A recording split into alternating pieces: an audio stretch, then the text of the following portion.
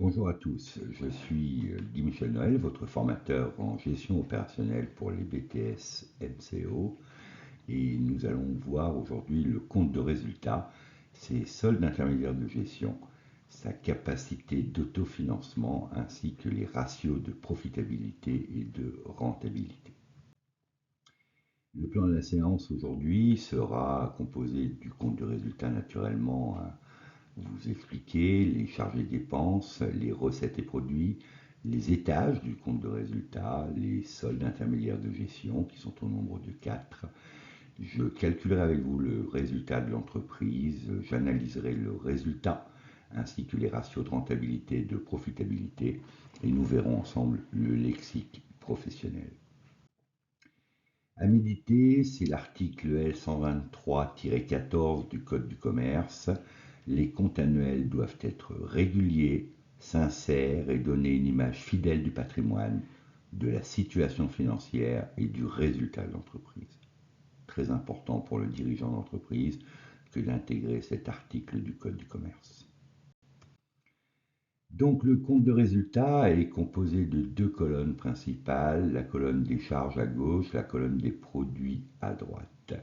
La colonne des charges est celle qui intègre et inclut toutes les dépenses que l'entreprise va effectuer durant son exercice, qui généralement est de 12 mois, sauf exception. Et la colonne de droite, tous les produits que l'entreprise va facturer dans les factures de vente, donc principalement le chiffre d'affaires qui est tiré de son activité. Nous allons avoir l'occasion de regarder ça plus en détail dans les diapos qui suivent. Les dépenses, nous allons commencer. Donc les dépenses sont incluses dans le compte 6, dans les comptes 6 du plan comptable. Elles représentent donc tous les achats que l'entreprise effectue durant son année, généralement donc 12 mois. Les charges, évidemment, sont toujours enregistrées hors taxe. Nous aurons l'occasion dans une prochaine vidéo de parler de la TVA. Et les charges peuvent être fixes ou variables. Elles sont réparties en trois catégories, les charges d'exploitation, les charges financières et les charges exceptionnelles. Les produits, donc colonne de droite de notre tableau de compte de résultat, englobent l'intégralité des recettes que l'entreprise a perçues durant son exercice, généralement, comme je le répète, de 12 mois. Les produits d'exploitation sont liés à son activité, principalement c'est le chiffre d'affaires, ça peut être des ventes de marchandises ou des ventes de services ou des ventes de production finie vendues. Les ventes de marchandises et productions vendues font partie évidemment du chiffre d'affaires réalisé par l'entreprise. Ce qui n'apparaît pas dans ce tableau sont les subventions que l'entreprise peut percevoir dans le cadre d'éligibilité.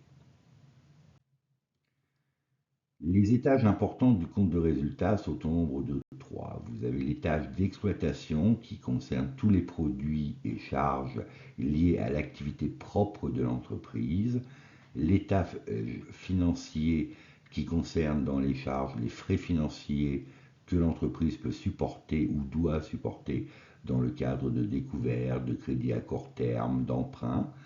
Et pour les produits, si elle est en excédent de trésorerie, nous aurons l'occasion de parler longuement de la trésorerie, puisque c'est le nerf de la guerre de l'entreprise, où elle peut la placer et donc obtenir des intérêts de placement qui sont intégrés en produits financiers. Le troisième étage du compte de résultat est l'étage exceptionnel. Dans le cadre de charges exceptionnelles, c'est par exemple une entreprise qui va changer une chaudière, et dans le cadre de produits, donc de recettes exceptionnelles, si mon entreprise décide de vendre ses camions dont elle n'a plus l'utilité, mais ce n'est pas son métier de vendre des véhicules lourds, elle l'intégrera dans les produits exceptionnels. Donc l'étage d'exploitation, c'est vraiment l'étage lié à l'exploitation, donc l'activité de l'entreprise intrinsèque, l'achat de marchandises ou de services, la variation de stock, bien naturellement. Nous verrons dans une prochaine vidéo les stocks, les rotations, les variations, etc., la valorisation aussi. Les achats de matières premières, dans le cadre où si mon entreprise est une industrie, elle achète des matières premières pour les transformer. Et puis naturellement les autres achats et charges externes, comme le loyer, les énergies, les fournitures, les services d'avocat, d'expertise comptable, d'assurance. Et puis naturellement les impôts et taxes dont l'entreprise est redevable. Dans la colonne produits, donc des recettes, donc c'est ce qui rentre dans l'entreprise, c'est principalement le chiffre d'affaires au travers des ventes de marchandises, ventes de production vendues dans le cadre de mon entreprise si elle est industrielle, et nous pourrions avoir une ligne vente de services, si mon entreprise était par exemple prestataire de maintenance informatique. L'étage financier, lui, pour la partie charge, représente toutes les charges liées aux agios, aux découverts, aux crédits court terme, aux intérêts d'emprunt ou bancaires que l'entreprise doit s'acquitter sur son exercice. Les produits financiers, vous voyez sur la diapo les revenus de placement, dans le cadre où mon entreprise a investi dans d'autres entreprises ou dans des valeurs mobilières, elle perçoit des revenus de placement qui sont intégrés dans ses recettes, donc c'est ce qui entre dans l'entreprise. L'étage exceptionnel du compte de résultat, comme son nom l'indique, il est exceptionnel, donc il sort du cadre de l'activité actuelle ou l'activité de l'entreprise. Par exemple, pour les charges exceptionnelles, remplacement d'une chaudière, paiement d'une amende, et pour les produits exceptionnels, par exemple, vente d'un véhicule, vente d'un camion, à partir du moment où ça ne rentre pas dans son activité réglementaire et ou habituelle. Ça peut être aussi vente d'une machine de production dont l'entreprise ne se sert plus. Le calcul du résultat, maintenant, il peut être de deux mesures, soit perte ou bénéfice. Là, nous voyons sur la diapo que notre entreprise a fait un bénéfice de 18 000 euros. Ça veut dire que les produits ont été supérieurs aux charges. Dans le cadre des produits, donc c'est ce qui rentre dans l'entreprise sont supérieurs à ce qui sort de l'entreprise, c'est-à-dire les charges, nous avons un bénéfice. Dans le cas contraire, où les produits sont inférieurs aux charges, nous avons une perte. Le découpage des trois étages du compte de résultat, donc je le rappelle, résultat d'exploitation, résultat financier, résultat exceptionnel. Le résultat d'exploitation est évidemment la différence entre les produits d'exploitation, c'est-à-dire ce qui rentre principalement les chiffres d'affaires, et les charges d'exploitation. Ce qui est important, c'est que ce signe est évidemment signe de bonne santé de l'entreprise, signe de rentabilité de l'activité. Le résultat financier, toujours par la différence entre les produits financiers et les charges financières. Si l'entreprise a une différence positive sur le résultat financier positif, ça veut dire que l'entreprise va plus placer son excédent de trésorerie que faire appel à la banque pour obtenir des crédits court terme ou des découverts pour financer son activité. Le résultat exceptionnel, la différence entre les produits exceptionnels et les charges exceptionnelles, c'est aléatoire d'une année sur l'autre en fonction de la stratégie de l'entreprise, à savoir si elle veut ou non conserver des immobilisations qu'elle a en fonction de son développement, de son évolution. De façon schématique, nous pouvons regarder que les charges, évidemment, sont toutes les dépenses définitives de l'unité commerciale, donc de l'entreprise. Les produits, c'est évidemment toutes les recettes, donc tout ce qui rentre dans l'entreprise, principalement donc le chiffre d'affaires, nous en avons parlé. Et le résultat, évidemment, c'est ce qu'on nous avons donné la formule produit moins charge. Dans le cadre où le résultat est positif, on l'appellera le bénéfice, c'est-à-dire que les produits sont supérieurs aux charges. Dans le cadre d'un résultat négatif, c'est-à-dire que les produits seront inférieurs aux charges.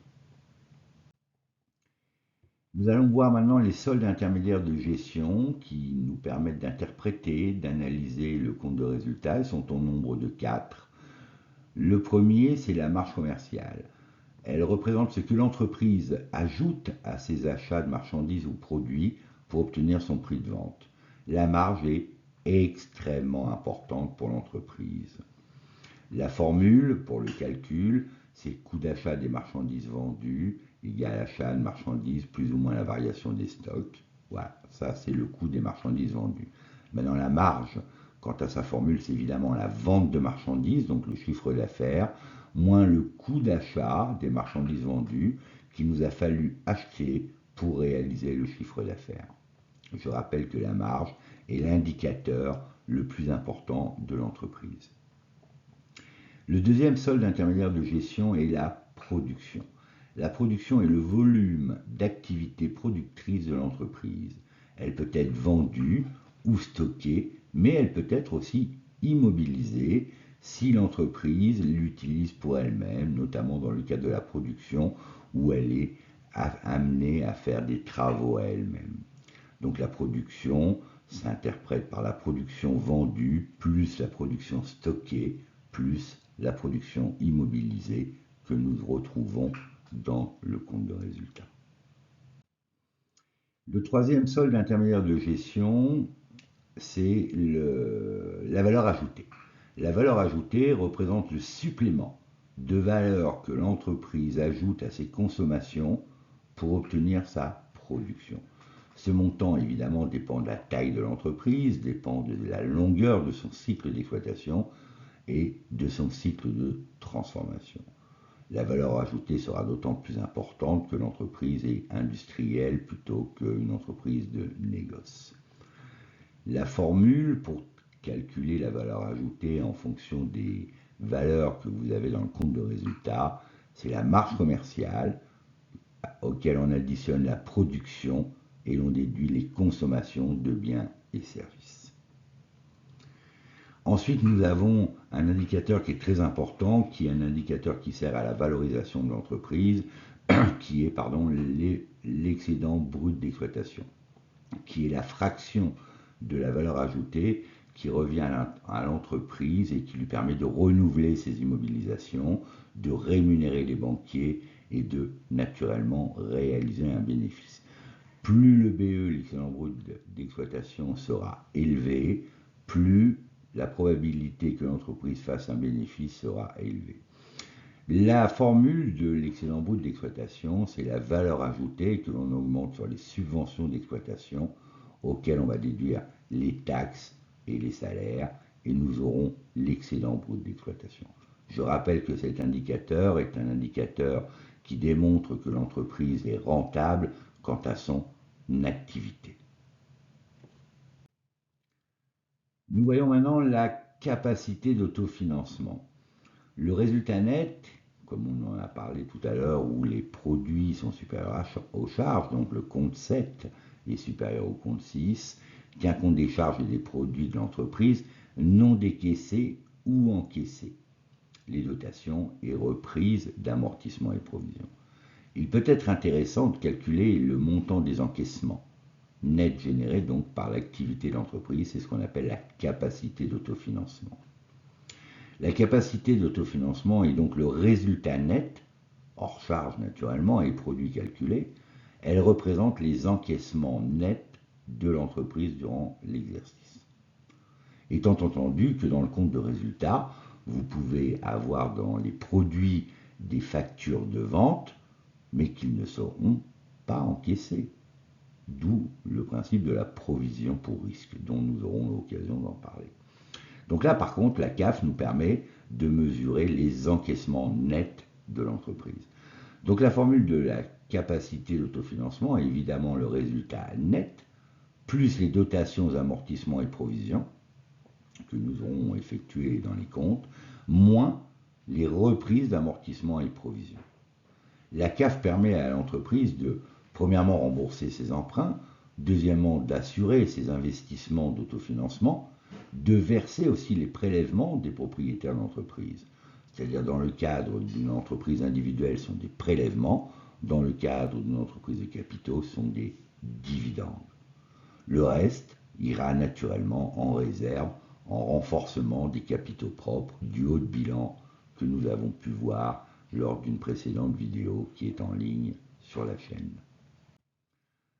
L'analyse des ratios maintenant de profitabilité de l'entreprise. Vous voyez que le compte de résultat nous amène à avoir plein d'informations quant à l'entreprise, à sa manière d'être gérée, si elle est saine ou pas. Les ratios de profitabilité partent d'abord des soldes intermédiaires de gestion que nous avons vus, que l'on divise sur les ventes. Ils sont au nombre de deux. Le premier est le taux de marque. Il mesure la part de la marge dans le chiffre d'affaires. Très important. Le taux de marque, la formule et la marge commerciale, dont nous avons vu la formule tout à l'heure, que nous multiplions par 100 et que nous divisons sur la vente de marchandises, donc le chiffre d'affaires. Le deuxième ratio de profitabilité est la profitabilité de l'exploitation, qui donne une idée de la rentabilité de l'activité courante de l'entreprise. Très important. Une activité courante d'une entreprise qui n'est pas rentable, qui n'est pas profitable, c'est un problème. C'est un problème de stratégie, c'est un problème que les dirigeants doivent regarder précisément. La profitabilité donc de l'exploitation s'analyse comme étant la formule suivante: l'excédent brut d'exploitation que nous avons vu précédemment, multiplié par 100, divisé par le chiffre d'affaires. L'analyse des ratios maintenant de rentabilité de l'entreprise. Ils partent du résultat obtenu divisé par les capitaux investis. C'est-à-dire que vous investissez de l'argent dans une entreprise, elle fait des résultats chaque année, bénéfices ou pertes, vous êtes en mesure de calculer votre rentabilité. Donc le premier, c'est le taux de rentabilité financière, qui exprime le taux d'intérêt d'un placement dans l'entreprise, qui est important évidemment pour l'actionnaire investisseur. Ce taux de rentabilité financière, nous le calculons de la manière suivante. Nous prenons le résultat net de l'entreprise, multiplié par 100, que nous divisons par les ressources propres. Je rappelle que les ressources propres, que nous avions vues dans une vidéo sur le bilan, ce sont les capitaux propres plus les amortissements. Ce taux de rentabilité va nous donner évidemment un taux qui, plus il est élevé, plus notre argent nous ramènera de l'argent. Le deuxième ratio de rentabilité est le taux de rentabilité économique. Celui-ci il est intéressant parce qu'il représente le point de vue du prêteur. Il conditionne la capacité de l'entreprise à rembourser ses dettes. Les banques, elles, regardent principalement ce taux de rentabilité économique avant de prêter de l'argent à une entreprise dans le cadre d'un investissement ou autre. La profitabilité donc de l'activité, on va évidemment le calculer sur l'excédent brut d'exploitation que nous avions vu précédemment, qui est l'indicateur de profitabilité de l'activité, à savoir si l'activité fonctionne très bien, si elle génère de la rentabilité. Nous prenons donc le BE multiplié par 100, que nous divisons toujours par les ressources propres, c'est-à-dire capitaux propres plus amortissement. Plus ce taux est élevé, plus l'entreprise aura la capacité d'emprunter. Voilà, le jury attend de vous, dans le cadre notamment de vos fiches, une maîtrise de la connaissance de la structure d'un compte de résultat comptable, la maîtrise de la capacité d'analyser un compte de résultat et d'en maîtriser le lexique évidemment, le lexique et vocabulaire, nous aurons l'occasion d'en reparler après, que vous puissiez expliquer les étages du compte de résultat comme nous venons de le voir, l'étage exploitation, l'étage financier, l'étage exceptionnel, que vous puissiez en donner des exemples, signe que vous avez bien saisi, tant premièrement les cours que vous avez naturellement suivis et appris, et puis évidemment l'expérience que vous avez pu avoir en entreprise et en discussion avec vos tuteurs. Et naturellement, le jury aussi attend de vous l'interprétation des ratios de profitabilité et de rentabilité d'une entreprise. Je parlais tout à l'instant du lexique professionnel. Naturellement, il vous faut maîtriser les mots, les noms, les notions de charge, de produit, ratio de profitabilité, ratio de rentabilité, résultat d'exploitation, taux de marque, valeur ajoutée, EBE, profitabilité de l'exploitation, résultat exceptionnel, marge commerciale, résultat, bénéfice, perte, chiffre d'affaires. Ces notions, vous devez les maîtriser. Dans la prochaine vidéo sur le compte de résultat, je vous proposerai des exercices et des corrigés. La théorie est bien, la mise en application est nettement mieux pour pouvoir en comprendre tous les méandres et tout le sens.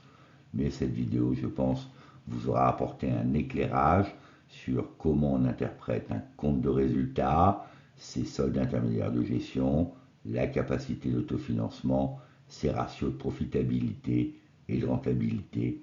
Donc vous voyez d'un tableau tous les éléments économiques que nous pouvons en retirer. N'oubliez pas du tout que la clé de votre réussite, c'est vous. À travers ces vidéos, je ne fais que vous transmettre mes connaissances, mon savoir, mon expérience, ma passion de la gestion des entreprises depuis maintenant 37 ans. Donc, réussissez. Si vous appréciez, naturellement, likez. Si vous voulez commenter ou avez des commentaires, si vous souhaitez avoir des réponses à vos questions, n'hésitez pas, je réponds à toutes les questions. Et si vous souhaitez vous abonner, vous êtes naturellement les bienvenus pour suivre toutes les informations et les vidéos que je mets à votre disposition. Je vous souhaite une bonne fin de journée, je vous souhaite le meilleur pour vous-même et surtout, portez-vous bien. À bientôt, au revoir.